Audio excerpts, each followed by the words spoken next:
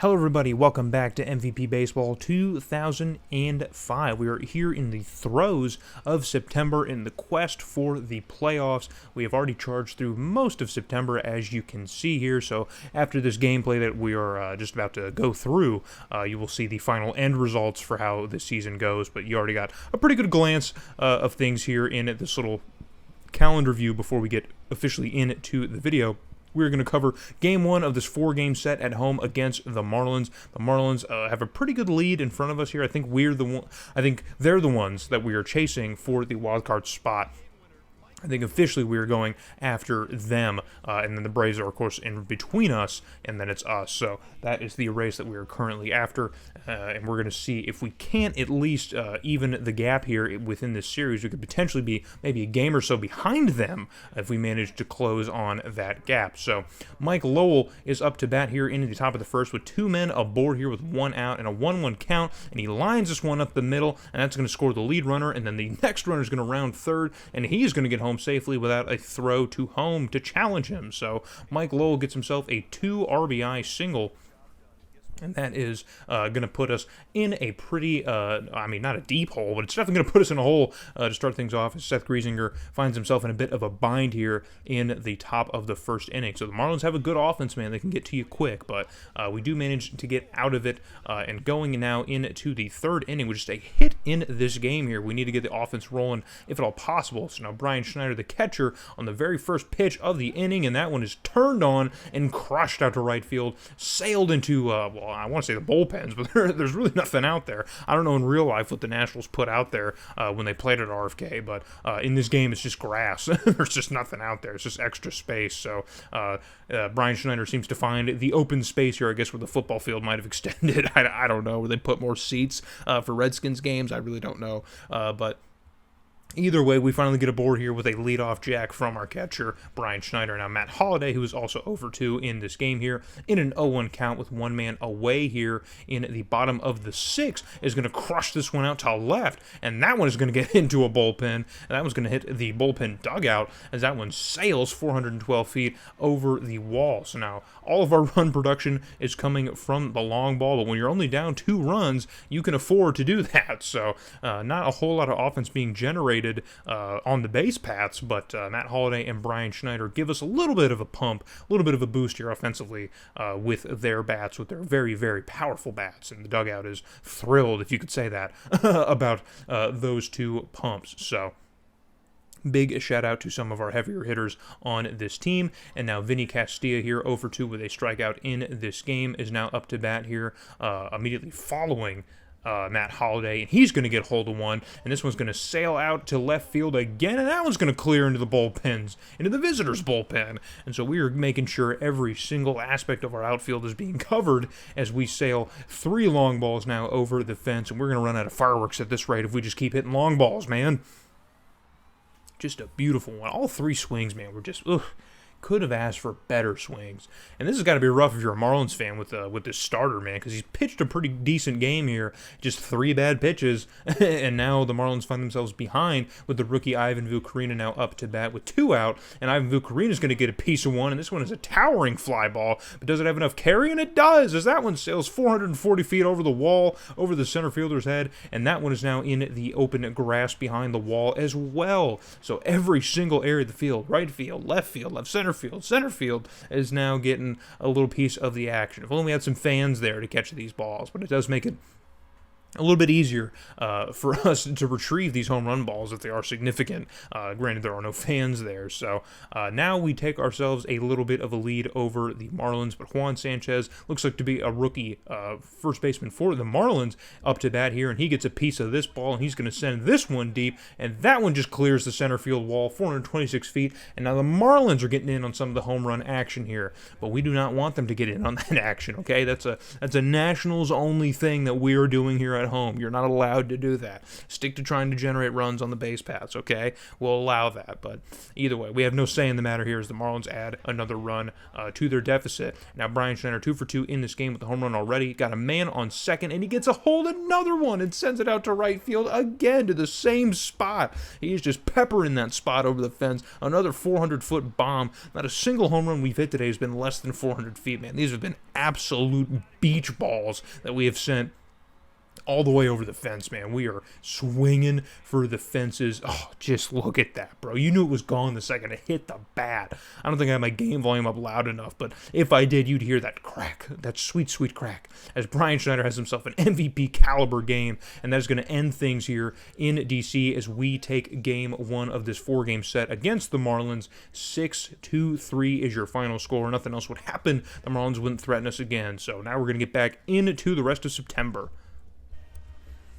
All right, everyone, we're back in the hub, and as you can see, things are not going well. If you could tell by the title as well, yeah, it's not great things in D.C. In Nationals world, things are not awesome, as we have basically imploded here in the month of September. I don't know if you could really call it an implosion because we're still hanging around 500, but yeah, I mean, it's not great. It's definitely not where, well, I don't want to say it's not where we want to be or need to be, because actually, you know, if you're doing the math with the win-loss record before I showed at the end of the video, we're exactly where we probably should be, but I guess where we could have been, we're not there, clearly. So there's a lot of series here. This whole month was just built on division games, so if you can see, you know, that we went 14-15, then obviously we didn't perform well in this series that we needed to. So just taking a quick glance, we won a lot of games here. We played well in a lot of games. Pitching showed up. As you can tell, there's a lot of low-scoring games in this month.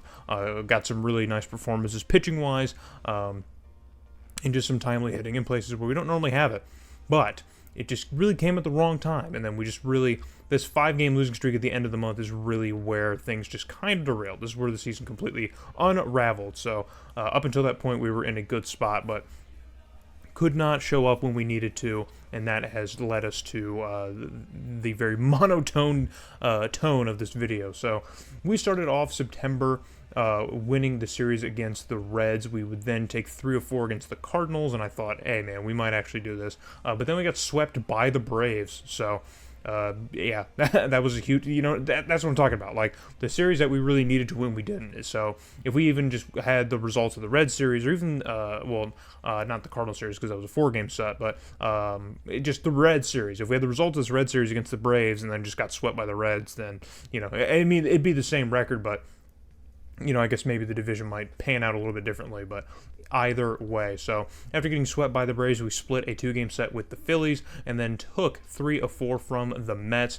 So still keeping a good pace here. And then we split a 4-game series with the Marlins. Really probably needed at least one more game out of this series. And then we would also split another 4-game set, this time with the Braves. And then we would take this 2-game losing streak at the end of the Braves series and carry it into a sweep from the Marlins. So the Marlins would sweep us, and this, again, effectively ended our season right here.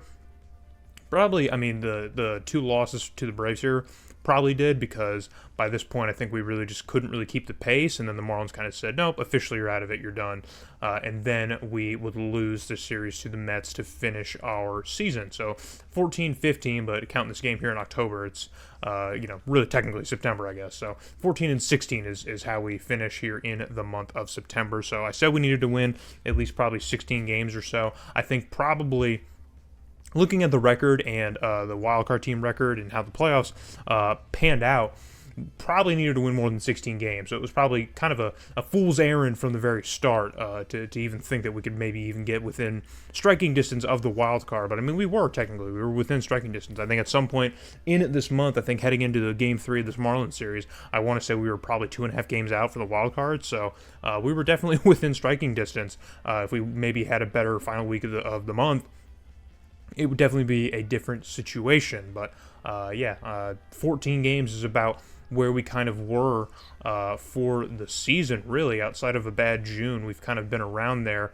for most of the year. So And even then, a 14, 16 month isn't really bad in terms of where I was trying to keep the team this season, around that 500 mark, and at least hitting 500. So I can't be too upset with it, but it is upsetting because I guess, when you have the chance to do something like that, when you really don't expect to, you kind of just want to do it. And so to still be kind of just reminded that you can't, it's frustrating. it's frustrating. So we're going to look over now, of course, our team rosters and such, and see how everyone finished their season. So Christian Guzman does not work himself into the everyday lineup. He pretty much spends the entire season as a bench bat. The numbers are good for the limited sample that he has. He did play at least a good fair amount, because the first month or two he was an everyday player, and then for the rest of the month he was just a kind of a lineups guy, just started in at the end of road trips or all of long stints of like back-to-back 2 series.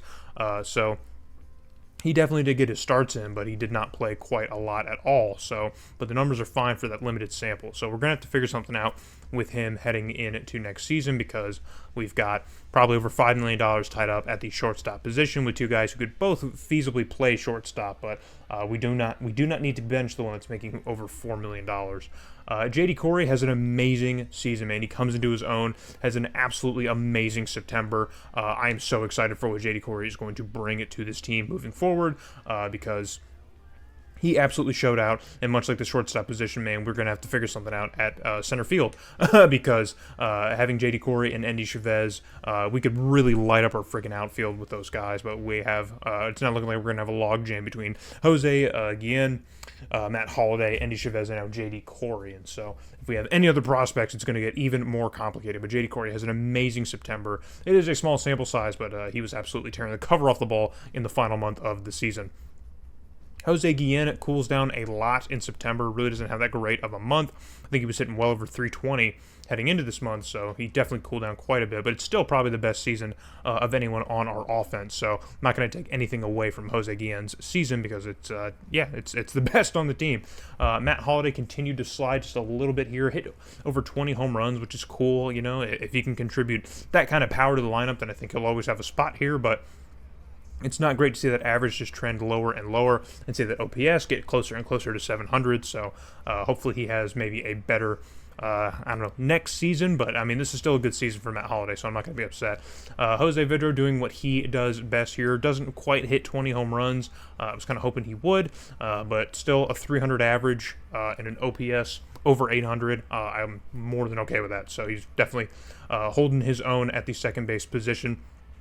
Vinny Castilla also cools down a little bit, settles in at that 280 mark, hits over 20 home runs, which I really thought was not going to happen for him after the first month or so of the season that he had, where he was really struggling to get the bat on the ball, but he eventually did show up, at least in last year's form. I don't know how much more time we have with Vinny Castilla because of his age, so this could very well be his last season as a Nat, and if that's the case, then it's a good season to have from him.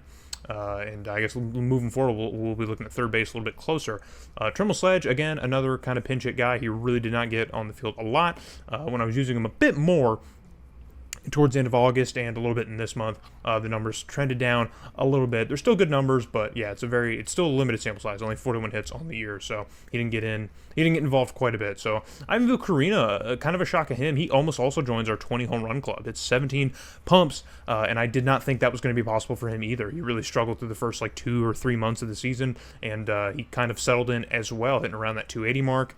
The OPS is a little bit lower than I would like. I would like him to be consistently over 800, but that's kind of a lot to ask too from a rookie, so I'm okay with where he is for his first season. It looks like we have at least somewhat consistent production from the first base position, whether that be Carina or Matt Holliday, so I'm not worried about that moving forward. Brian Schneider has an amazing season behind the dish, man, offensively. That just, I can't believe that he hit this well for the entire season. That's actually crazy that he hit that well. I think that's a lot better than where he was last year. So Gary Bennett's not so much in the same boat here, but he didn't play hardly this year. I mean, just comparing the two catchers here, Brian Schneider doubled his production in terms of hits, and RBIs and just across the board. So Brian Schneider, you could safely say, played twice as much as Gary Bennett did. Gary Bennett was strictly just like a lefty kind of guy, just strictly only played in specific lineups. He rarely ever saw the field that much this year with Brian Schneider hitting the way he did. Wes King, another great rookie on our team here who had a much better year. This one we can put a lot more stock into since Wes King played pretty much the entire season with the Major League club, and he made so much good out of his opportunity. Even hitting 12 home runs. I don't need him to hit 12 home runs as a shortstop, but it's great that he did. A 336 average is absolutely insane, just complete insanity. And then that OPS is also just completely smashing almost all of my expectations, getting so very close to 900. So I'm very happy with what Wes King provided to the team this year. And then Henry Mateo also had a pretty decent season. He got onto the field probably about as much as Termal Sledge did. So again, not too much stock that we can put in it, but he definitely did a lot better with his limited time with the team than he did last year. This whole offense, I'm actually really satisfied with. If we could keep this offense just about what it was into next season, I'm very confident. I think a lot of our issues are on the other side of the ball, which we're now going to look at. So Seth Griesinger has a decent end to his year, gets the ERA down below 4. 128 strikeouts is going to do it. Pitches 182 innings for this club. Good season from Seth Griesinger, man. We had our ups and downs with him, but this is a decent season. I will take that from one of the top pitchers in our rotation. I'm more than satisfied with this. Tony Armas Jr. Continues to slide a little bit here. The ERA is just trending towards 5 here, but it's going to stay in the mid 4s, high 4s. That's officially high 4s. He does hit 100 strikeouts here. But yeah, that's a season for him. All of our pitchers also have losing records except for Seth Griesinger, which I guess is, again, wins and losses for a pitcher, at least in the modern game, aren't hardly looked at anymore. But I guess it is something I will point out because it does kind of paint a bit of a picture to how we did as a team, considering how not only do a lot of our pitchers have losing records, but how close their win-loss records are. It really kind of does paint the picture of how this team was this year overall. So Casey Fossum gets the ERA right around 5. That's a little bit better of September, but still not a great season for a free agent who's going to be here making some money for a couple of years. So unfortunate, but we might be able to at least survive with him. He's the only lefty in our rotation. We need to have at least 1 or 2. So if he could maybe have a bit better of a next year, then maybe this free agent signing won't be as bad as it appears on the surface. John Patterson, we probably need to cut our losses with because, geez Louise, man, that was not a great season. He doesn't even have starter stuff. He only has 3 pitches.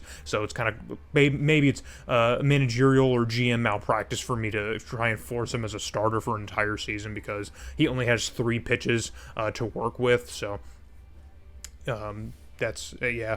So he's probably not going to last in the rotation moving forward. Sunwoo Kim doesn't have as great of a season. I think it's pretty similar to where he was last year, but yeah, 148 strikeouts. Is that the most? It's got to be close to the most, I think, on the team. Yeah, 128, 110, 135.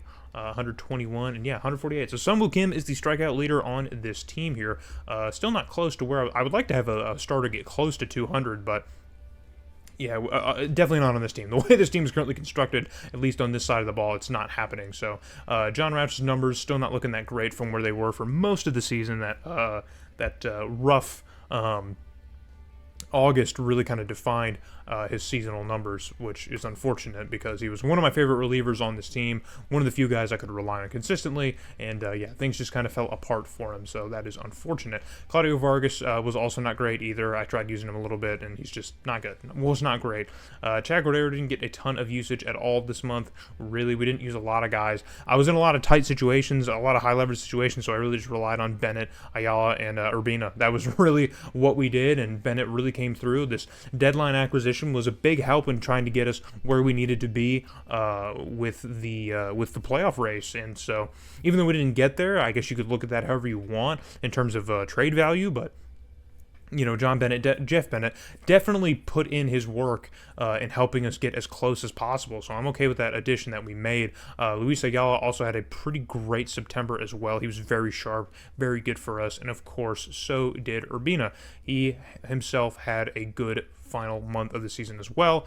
Yeah, I'm happy with this free agent acquisition here. So we got him for at least another season, and that's going to be really important heading into next year and how we build our team, which is how we're going to have to start looking in the next video, see how we're going to do that. Because I don't think any of our affiliates made it to the postseason, so the next video should just be a straight-up off-season video, which should be fun. But I'm going to cover that all in the next one here as I just look over the standings now. And we'll look over some statistics too, I guess, and maybe there's some fun numbers in there that you're looking for. So here is the playoff picture in the standings as you now see them in front of you. So the Marlins actually surge in the final week of the season thanks to sweeping us. They have a humongous final week of the season to get them in front of the Phillies thanks to tie-breaking orders. And they actually manage, I believe, to win the NL East. So the Marlins don't just come from behind the Phillies, who really had a pretty big lead over the division all season long. They take it from them in the final month. So I guess they swept us and the Phillies probably. Judging by the Phillies win and loss streak, I'm guessing they swept us and the Phillies to win the NL East. So crazy season for them, for the Marlins. And then the Braves, we did our part to spoil things for the Braves as their kind of rough end to the month, or I guess the month in general kind of keeps them out of the race by a good handful of games. But yeah, so thanks to the Marlins' performance here, that kind of locked up the wild card spot between our division, since the Phillies were so far ahead and the Marlins were able to jump ahead. There was now two teams in the National League that were sitting in that low 90s win total. But this is exactly what I was talking about. You know what I mean? Where it was like, even if we hit the number that I was hoping for, like 16. Maybe 16 and 14 instead of 14 and 16. Well, that would have just put us at 85 and 77, and that wouldn't have gotten us any closer. So, and that 85 and 77 is about probably what I thought the peak was for this team anyway. That's what I thought probably the best case scenario for this team record-wise probably would have been. So, seeing as that wouldn't have really done much of anything for us in terms of playoff chances, I'm not too upset. But to fall that far in the wild card race is really unfortunate. So we're going to look at the rest of the National League and see what exactly happened with the Padres and the Braves and stuff to get them that far ahead of us, because we were second or third in the race here behind the Braves and Marlins, and then we found ourselves at the very bottom, 10 whole games behind. So in the AL West, the Rangers handedly take the AL West from the A's, Angels, and Mariners by about 9 games. No one really has that good of a year, I guess. The A's had a good year, I guess you could say. The Angels were almost 500. It is what it is. In the AL Central, the Twins lock down the AL Central. The White Sox go 500. The Tigers miss the playoffs. The defending World Series champs aren't even going to make it to the postseason, as interesting as that is. So in the AL East, the Red Sox take the division, and then the Yankees behind them by 8 games. So the Red Sox really separated themselves from the pack here in the final months of the season. The Orioles miss out on the playoffs by just a game here after an 87-75 season. That's unfortunate, man. We could have been in the same position. I mean, that's essentially the Braves in the National League, winning 88 games and still missing the playoffs. That's a really tough one to spin if you are in Braves management trying to sell that to the fans, But I can see why they added more playoff spots, because, yeah, that would have drove me nuts as a Braves fan. If I was a Braves fan at this time. So the Devil Rays get up to 71 wins, which I think is shocking. I didn't think they would. So the Dodgers take the NL West. The Padres just ahead of us by a game here, so we finished just a game worse than the Fathers. But the Dodgers do take the NL West at a pretty gross 89-73. 89-73 is still a good record. You're more than 15 games over 500, but it just doesn't look right. You know what I mean? It just doesn't look right.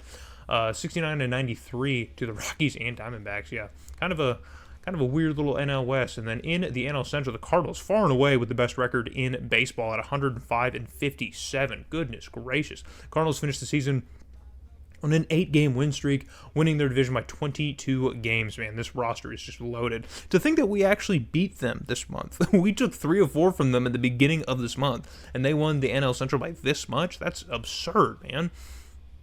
And so the Cubs are probably sitting behind us in the wild card race, and then after that, there's really nobody left. And the Reds probably finished with the worst record in baseball at 65-97. I would imagine that's probably the worst. So, but that is how the standings play out. So, I don't think it's going to show me. I don't know if I could look at the playoff tree. I don't think that's a thing. It's not going to let me do that, is it? No, I don't think it is. I might have to sim forward a little bit here because I think we're still technically in the season. So we're going to look at batting stats here because there's a couple things I'm just curious at. If we could look at, I want to look at everyone. Let's look at the league leaders, shall we? Okay, so for average, see if I can just look. Yeah, let's look at some National League stuff. I just want to see where we rank in the National League, not the Florida State League. Come on now. I can look at minor league stuff. That's ridiculous. So I was wondering if anyone on our team would get in on average. Jose Guillen is 10th in the National League in average at hitting 312 on the year. Now let's look at home runs. Jose Guillen is 5th in the National League in home runs at 34.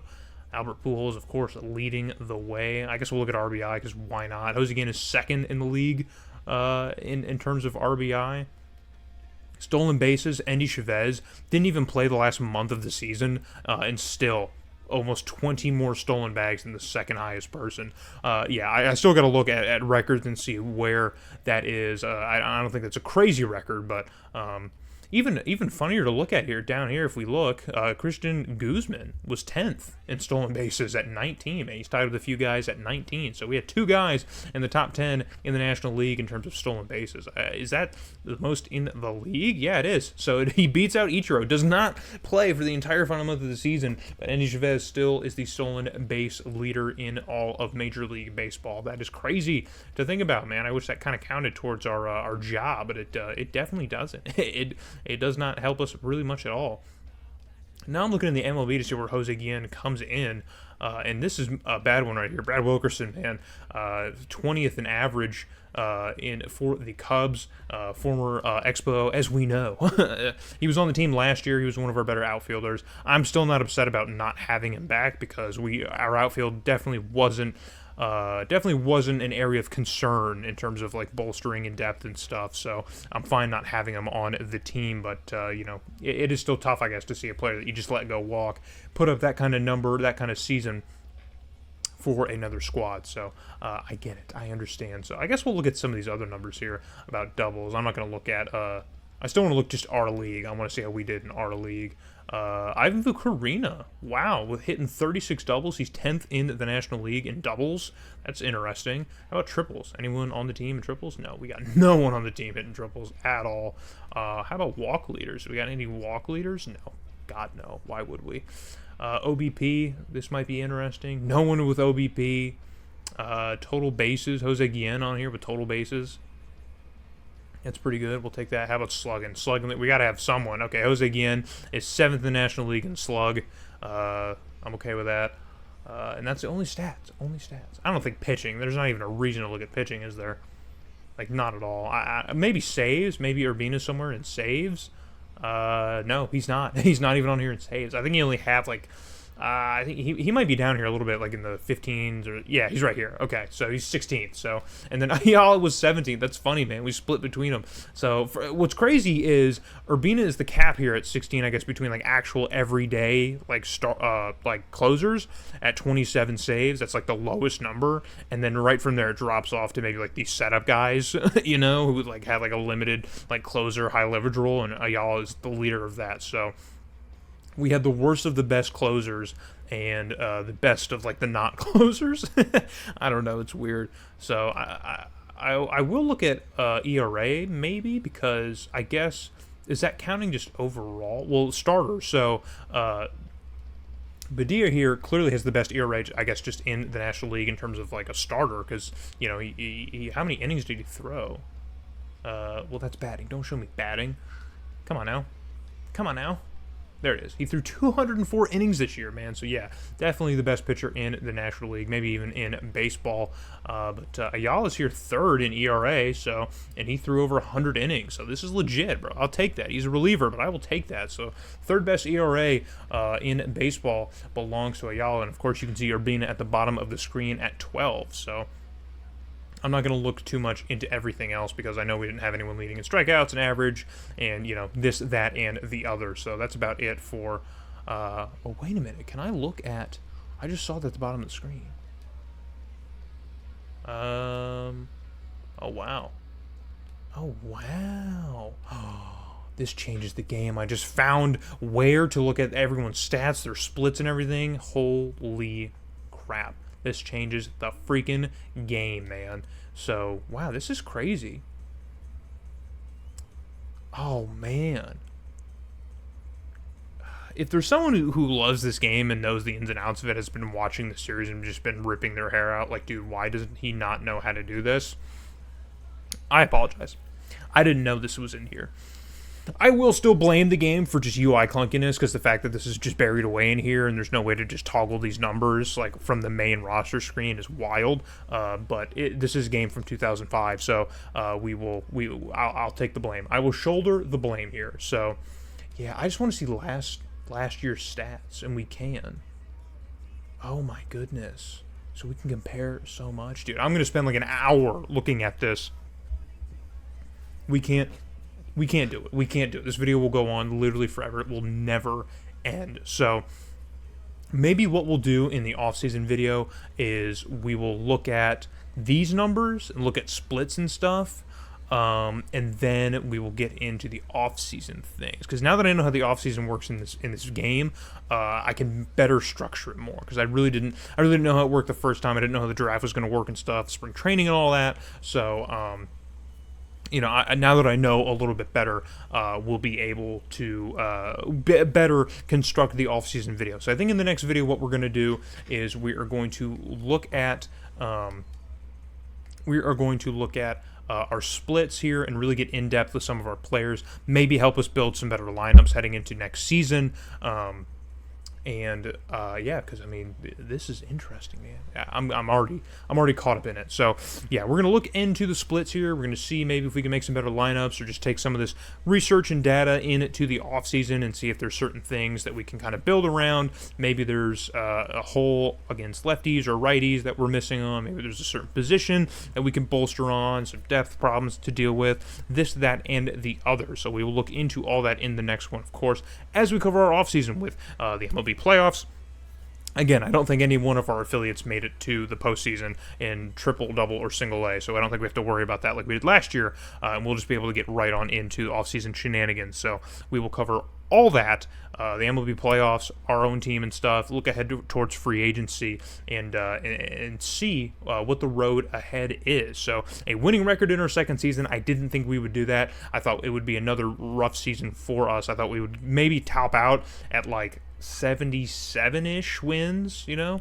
I really didn't even think 85 was a ceiling. I mentioned that earlier in the video, but to be completely honest, I don't even think that 85 was a ceiling for us. I think that's even a pretty big stretch. So the fact that we won 83 games and we're even in the wildcard hunt up until the last week of the season says a lot about the development that we have here. I think we have one of the best offenses in all of baseball. We just really need to figure out the pitching side of things here, and yeah, I mean that's how we're going into this offseason, kind of thinking about things, kind of looking over things. So that's my GM speech at the podium. That's what I'm telling the media. That's what I'm telling the fan base. So trust in the Nationals and trust in the vision, because I think next season we could, at the very least, make the postseason if all goes right through personnel management. If we can really upgrade pitching and fix our pitching staff problems, we should definitely be able to do that. So come with me into the next video as we cover all of our in-depth stats here with our offense, and I guess we'll look at pitching stats too, see if we can draw anything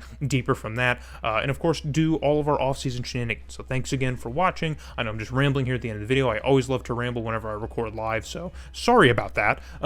But thank you guys for watching this baseball series.